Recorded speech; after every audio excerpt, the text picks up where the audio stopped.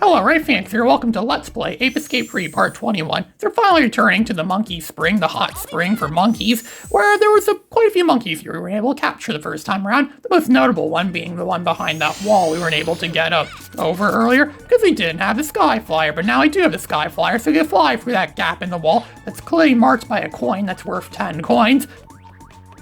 So then we get over there and we can rescue a monkey that's being heavily guarded by these Teleborgs that are armed with flamethrowers and boxing gloves.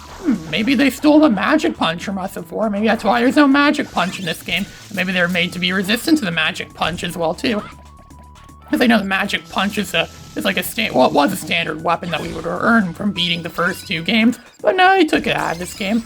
Probably because they didn't want to be too cliche, and maybe they want to give it to the enemies instead, and give the enemies the advantage for once. The enemies weren't really that smart, they didn't have much advantages against us in the first two games, but now this time around, they really went very elaborate with enemies. This game that definitely is the most elaborate game in the Ape Escape series with enemies, and they're all pretty much the same. They're all just these variants of the Teleborgs, which are supposedly made by Dr. Tomoki. And everything in this game looks very destructible. Almost anything you can think of in this game can be smashed or destroyed. Even if it doesn't look like it could be destroyed, it likely could be destroyed. And oftentimes there's monkeys hiding in things that can be destroyed, or hiding around things that can be destroyed. You can find like hidden goodies and stuff like that and things that can be destroyed. This game has so much stuff that can be destroyed, and yet, ironically enough, it's the only game in the series that doesn't have the magic punch in it. The magic punch would have been awesome for a game with so much stuff to destroy, but they left it out when we needed it the most. The magic punch, such an awesome weapon. Such a powerful thing, a very underrated weapon. It's much better than any weapon that you could. It's much better than a lightsaber, much better than a blaster gun or something like that. So I think the hidden area, the hidden secret area, I know this level is not exactly linear, because there's more than one path they could break off into. Remember there was a path down below there we could swim to, or where it was filled with water, we couldn't swim to because the way the swimming works in this game is the same. And this game did its thing where it always makes it seem like you could capture so many monkeys, but then once you get to the part where you find all the monkeys that you'd like to capture, it's like, oh, the level's over, so you capture the amount of monkeys. There's still clearly some monkeys in the background.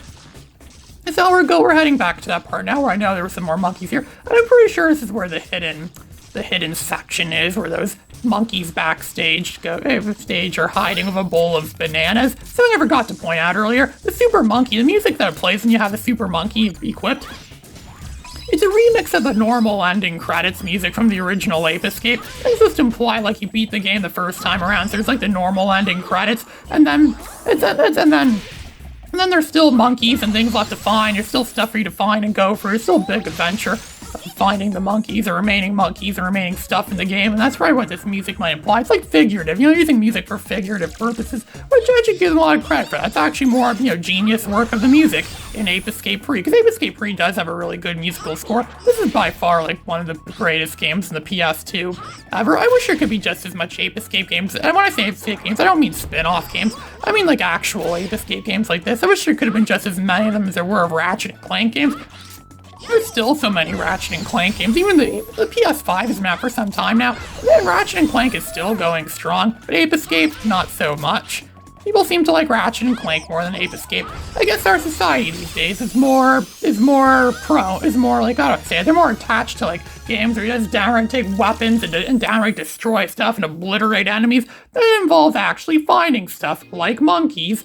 Even Spyro was kind of like that too, where you had to find stuff in levels, but both Spyro games that were made after the PS1 era were mostly centered around fighting enemies. I hear those Legend of Spyro games, where Spyro looks really ugly as hell, were centered all around fighting and battling and stuff like that.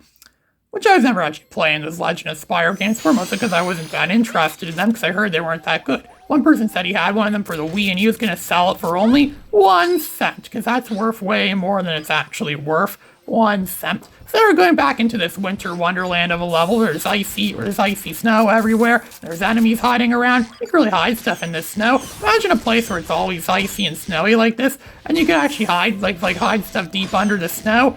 Actually would make a good hiding spot for a lot of stuff. I don't think you could hit the monkey, or I don't think you have to hit a button. I think there's a button there that makes that closes that thing on the roof. So the monkey will slide down, and then he'll fall into snow so we could capture the monkey. I don't know what monkeys are like with snow. I know are there such things as snow monkeys? I don't know, monkeys. I'm sure there are, but I don't think chimps are accustomed to living in icy climates. And again, some monkeys were able to live in the Ice Age. Aged perfectly well in the first game, so I guess this is nothing. Ice Age is obviously a lot more icier than what this level would have been like. I wonder how Ice Age temperatures compare to modern winter temperatures. They're probably much icier because, well, because our winters are getting warmer, our planet's atmosphere is getting thicker, it's getting warmer. Winters like these don't really seem to exist much anymore, where it's all icy and snowy. Nowadays, winters seem to be more like where it only snows like once in a while, and then it melts in a short amount of time. Thanks to global warming, one of my favorite things. I actually kind of like global warming in that respect. I actually think it's a pretty good thing that we have global warming, making the world much nicer for all the people that live in this world. If humans are the most important thing in the world, right? And it makes us becoming a little bit more like Venus. Venus is often referred to as Earth's evil twin for that reason, but it looks like Earth is actually taking inspiration from Venus by making its atmosphere thicker like Venus's atmosphere. I think around here is where no, it's not over there. I'm trying to remember now where the hidden section is. The hidden section we need to use for this to use a super monkey to find. I know it's somewhere in this level, obviously, because every level in this game has at least one section. That actually is possible to find the hidden sections using the regular monkey radar. It would just come up as like a red signal and usually point to a wall. If you see it going up red, meaning it's detected monkeys, and it's at a wall, it probably means there's monkeys hiding in that wall, so you can grab out the super monkey and, you know, knock on the wall and find them there. No, it's here somewhere. But I'm not getting a signal, so it can't be in here. I see like super monkey, and you see it's not going to detect anything because, well, just found out there isn't anything in there. I'm sure Kay would love to be in the super monkey suit, 'cause I'm sure it maintains a lot of heat. So that way they can, very warm, but they can very warm in an icy climate like this.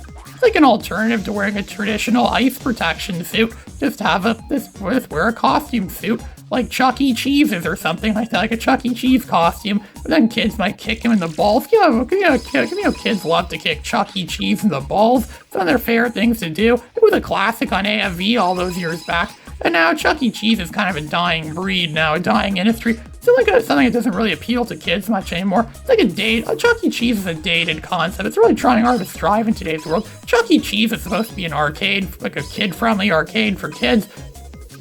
But most modern kids aren't really interested in arcade games anymore, so Chuck E. Cheese is kind of out of luck, so they don't really know what to be anymore.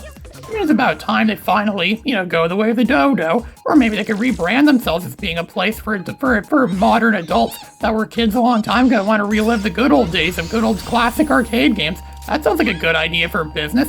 I would love to go to a place like that if places like that actually existed, but nah, places like that can only exist in Shangri-La or somewhere like that. So now there's only 2 more monkeys left in this level. We've captured most of the backstage monkeys. You see some extra props here. There's a drum thing they could hit. There's like 1 more monkey left in this level. I think I know exactly where this last monkey is. I think I know exactly where he is. He's in that house. I think we were able to get into this house the first time around, but for some reason, due to the somewhat non-linear nature of these levels, I didn't actually get to go into that house. So we're gonna do that now, of course. That's where the last monkey in this level is. In that house, a nice warmed up winter house. Just imagine the kind of house you'd see around in the winter time. They have a fireplace that's lit, and they have like they usually have like a large screen TV. You could be walking around outside and you can see through the window and see them watching stuff on TV. Actually looks more like a traditional Japanese temple, actually. There's a fire in the center, and it looks like a dojo almost, like a traditional Japanese dojo. The kind that those raccoons would like to eat. So those raccoons that got let out in Japan would love to eat something like that. So we got quite a lot of levels in this game completely cleared. Now getting all the monkeys, and then this is Ray Phoenix signing out.